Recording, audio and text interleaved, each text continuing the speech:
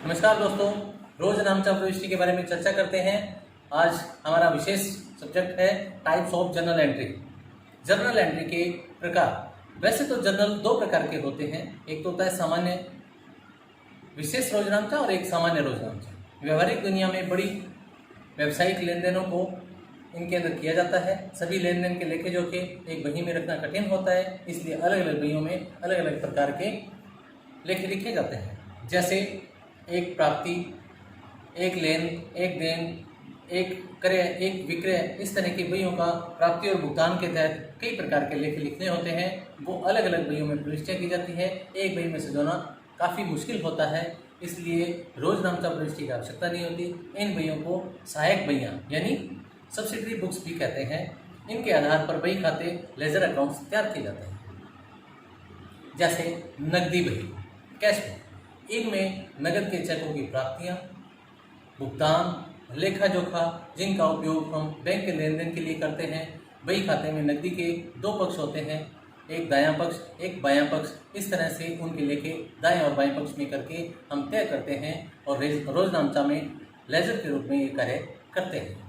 इसके पश्चात आता है खरीद बही। जैसा कि नाम से ही पता है, खरीद का मतलब परचेज बुक। परचेज बुक में माल की उधार व नगद खरीद का लेखा जोखा होता है। हालांकि इस बही में माल की नगद खरीद व परिसंपत्तियां उधार खरीद का लेखा जोखा नहीं होता, लेकिन इसमें उधार की सभी एंट्रियां लगभग की जाती हैं। बिक्री बही, इसके पश्चात आता है बिक्री बही। माल की बिक्री, उधार बिक्री जिनका लेखा जोखा इसमें होता है। हालांकि माल की नकदी व परिसंपत्तियों की बिक्री व लेखा जोखा नगद का इस रोजनामचा में नहीं होता है। खरीद वापसी, खरीद वापसी बही का मतलब है क्रय रिटर्न यानी purchase return book. Purchase return book यह आपूर्तिकर्ता को वापस भेजे गए माल व सामान का लेखा जोखा होता है। इसमें जावक वापसी बही भी इसको कहा जाता है, रिटर्न आउटवर्ड्स बुक भी कहते हैं।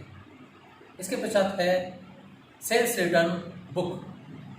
जैसा कि नाम से पता लगता है, विक्रय वापसी बुक। इसमें ग्राहकों द्वारा दी गई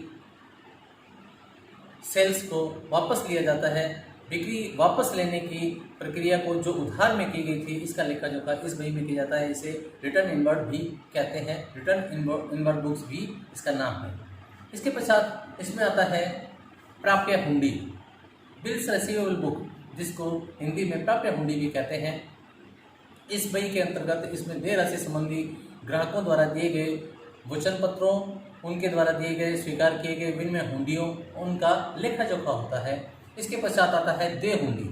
देय हुंडी जैसा कि नाम से पता लग रहा है, पेबल बिल्स यानी दिए गए बिलों की आपूर्तिकर्ता को बकाया राशि के संबंध में वचन पत्रों का निरूपण, व्यवसाय में स्वीकृत व विभिन्न बिलों का लेखा जोखा होता है, जो देय हुंडी के तहत इस बही में किया जाता है।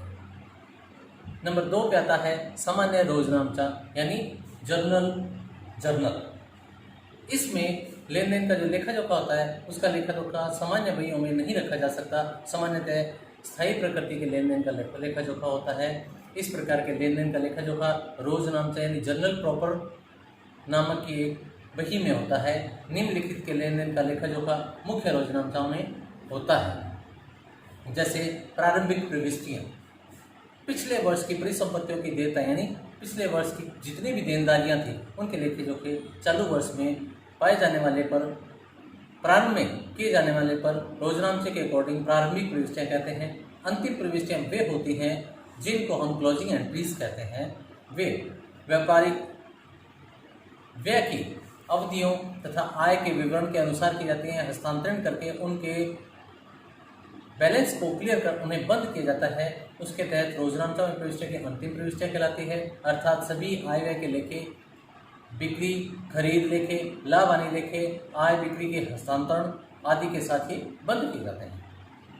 समायोजन प्रविष्टियाँ यानी एडजस्टमेंट एंट्रीज, रोजनामचा की प्रविष्टियों में जिनके मध्य आय लेन देन व दोनों का एकाग्र समावेश हो गया हो और उनकी वैल्यू बराबर हो, उनको हम एडजस्टमेंट एंट्रीज के तहत डालते हैं, जिसे हम समायोजन प्रविष्टि भी कहते हैं।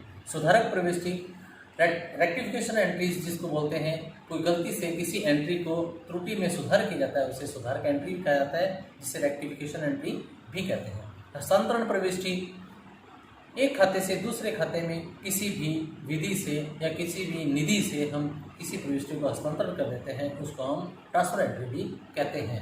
उधार खरीद और परिसंपत्तियों की बिक्री की एंट्री, इस प्रविष्टि की एंट्री की आवश्यकता उधार खरीद और परिसंपत्तियों की बिक्री के लिए किए जाते हैं। उनके लेखे जो कि इसमें होते हैं उधार खरीद और परिसंपत्तियों की बिक्री की प्रविष्टि कहते हैं। अन्य प्रविष्टियां भी इसके अंतर्गत आती है जिनका लेखा जोखा रोजनामचा में नहीं रखा जा सकता, वो निम्न वहियों में इसकी एंट्रियां की जाती है।